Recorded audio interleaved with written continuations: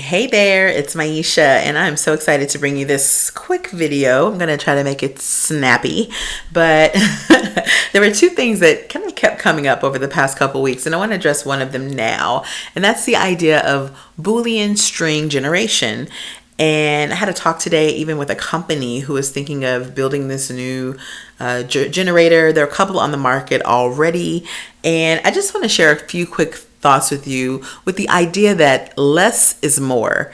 And once you understand the basics of Boolean, which in truth are very, very simple, then you can empower yourself to build Boolean strings that will work for you. You don't have to rely on the web or a generator to build a Boolean string. All you need is your mind and a few basic concepts.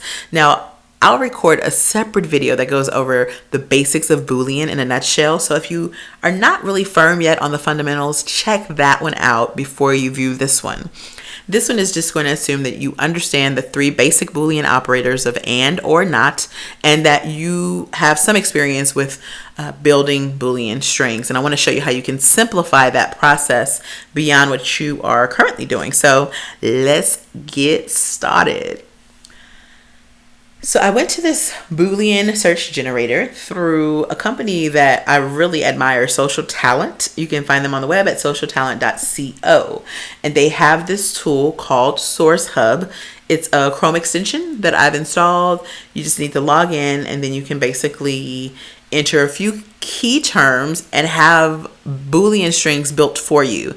Now, this is not for me. I don't want a Boolean string generator, nor do I like them, to be frank, but I think it's still great technology. It's smart technology, and I think that it has a place in our profession, maybe for entry-level people who are not yet comfortable with building from scratch, or who think there is some mystical magic around Boolean.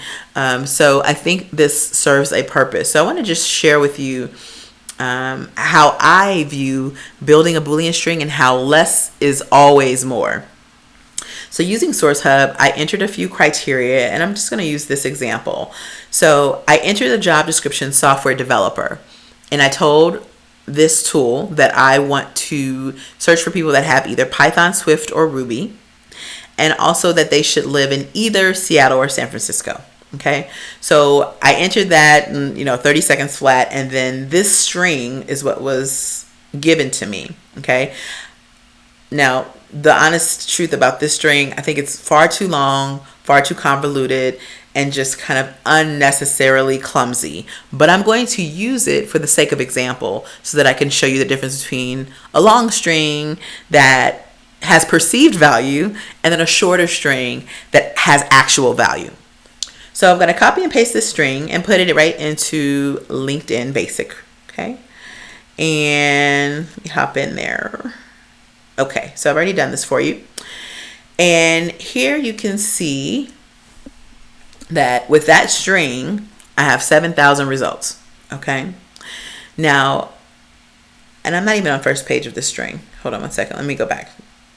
I'm not on the first page of results. Okay, there we go. So here's the first page of the results. Again, taking this computer generated string or software generated string and placing it right into LinkedIn Basic. Now, I think, I'm not 100% sure, but I get the impression from some conversations I've had recently and some questions I've been asking of my peers that when you have a string like this that's long and cumbersome, you put it in and you get 7,000 results, you think that's a good thing. And you're thinking, wow, 7,000 results, this is great. And so what may be happening is because you perceive this length of the Boolean, the complexity of the Boolean, the fact that you don't even understand half the things that are going on in this thread, like what is PYGTK? What does spam and eggs have to do with Python? What is PYQT? I mean, really. So the fact that you don't understand it, you think it's doing some magical stuff, you come back and you say, wow, 7,000 results is good. Well, I want to challenge that because I think this is a really bad Boolean string, and I think the fact that you have over 7,000 results is not great. Okay, this is not a plus for me. This is more for me to have to comb through to find the right people. But what may be happening is that some recruiters are seeing these results and they're like, great. And then they're spamming, essentially, bulk mailing 25 at a time, maybe going through 100, 200 of these results, feeling like, okay, I'm on the right track. So no matter how many people get back to me, I'll be talking to potential people that could fill these roles. Well, that's not going to happen because this string, number one, is not targeted enough. And if you can't understand it, I don't think you should run it, honestly. If you can't explain, like, what is numpy?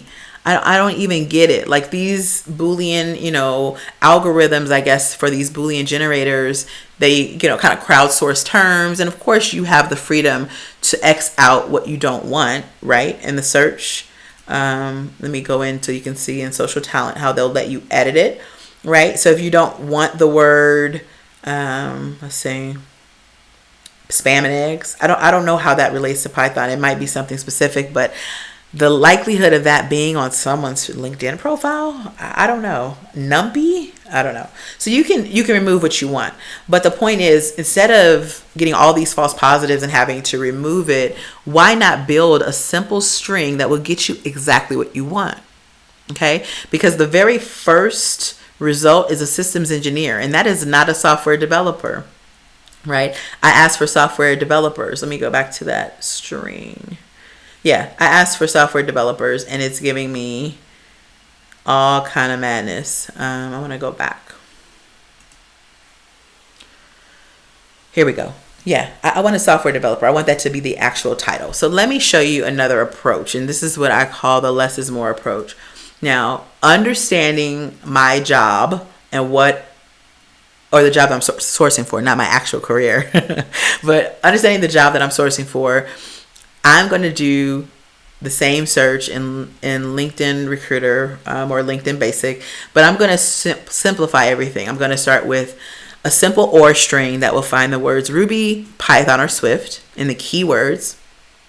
Then I'm going to go to the title field and look for the phrase software developer in quotations. We put it in quotations because we want this phrase to come back, not these two words individually and separately on the profile. And then I wanted to find people who have worked at certain companies, so are currently at Apple, Google, or Facebook. Okay. So with this very specific string and by selecting San Francisco and Seattle, same as in the example, I have 134 results. Now you tell me, I don't know, from your vantage point, which one is better, 7,000 results or 134? For me, 134 is best, okay? Because I know it's like ingredients. It's either cooking at home or you're going out to eat. I know what I put into this recipe, okay? It's very simple. I pull it out here on a Ruby or on an EditPad, I'm sorry.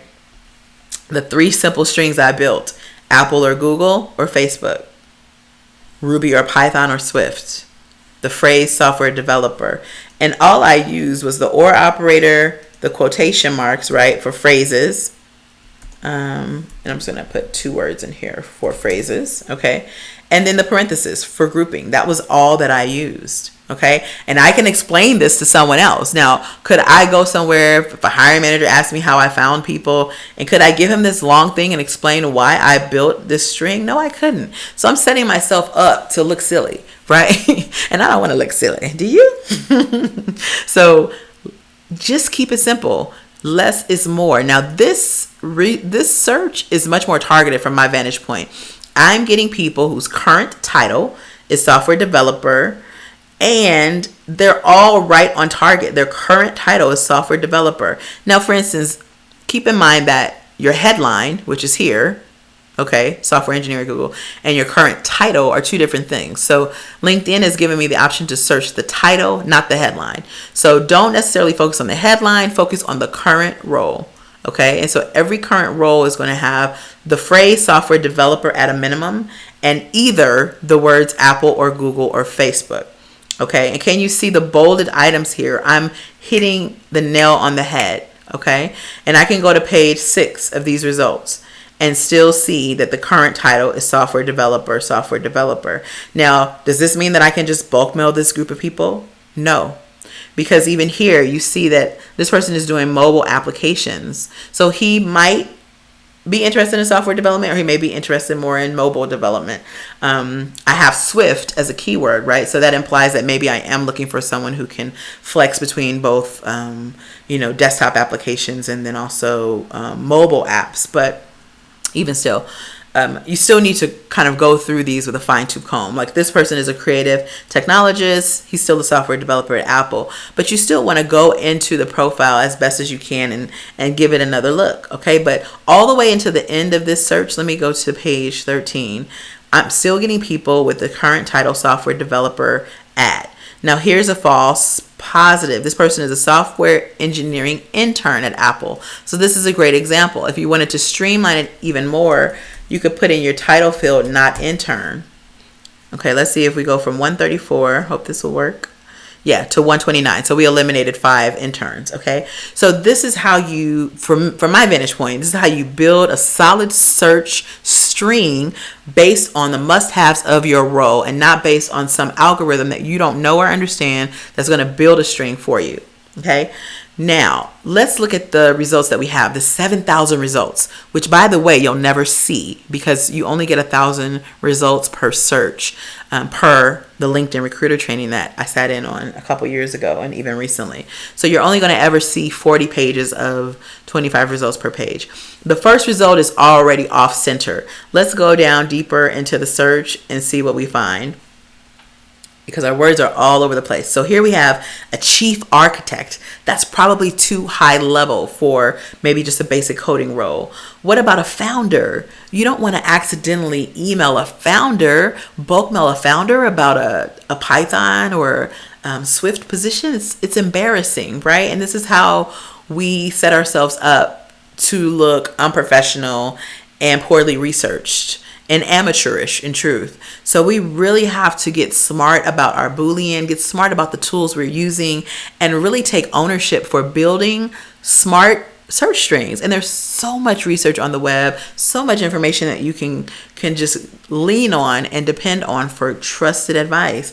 But this is just one thing that I have noticed, that we're jumping the gun. We think because one search string results in 7,000 results that we're on the right track. And actually, you have not fine-tuned the search enough if you're still at over 7,000. For me, I like to, number one, keep my results under 1,000 so I can really manipulate the entire search and, kind of prioritize the search. But also, I want to get down to maybe a couple of hundred of profiles that are really targeted, that I can then put in a project folder in LinkedIn and start to share some of those with the hiring manager. Now, even take a look at this one. This person is an owner, okay? And then there's no reason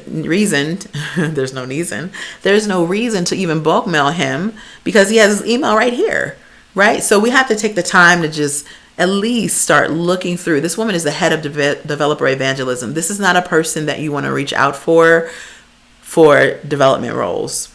This is a QA person. So you can see that through and through, this search is a little bit too noisy, right? You're getting back way too much, okay? And again, if you can't explain this search string to someone, don't use it. Just don't use it. And that's the best advice I could give you.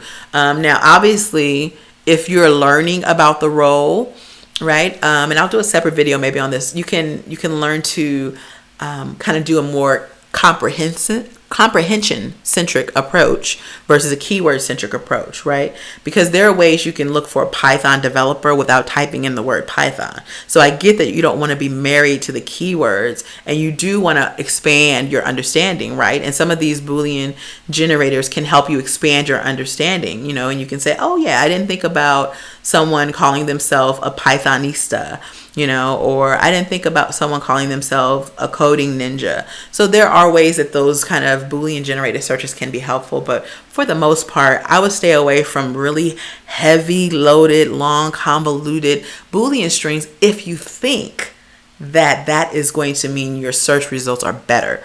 The more refined you can get, the better, because guess what? You're looking to fill a position. So you might as well go for the target that hiring manager wants. You might as well source for those must-haves and then, scale it back, maybe open it up to the nice-to-haves. and use the not operator. I'll have to do a separate video on that, but use the not operator to exclude things that you don't want to see, just like we did in this real-time example, software developer, not intern. And I'll add that to this, software developer, not intern. Okay, so I hope this was useful. Again, less is more.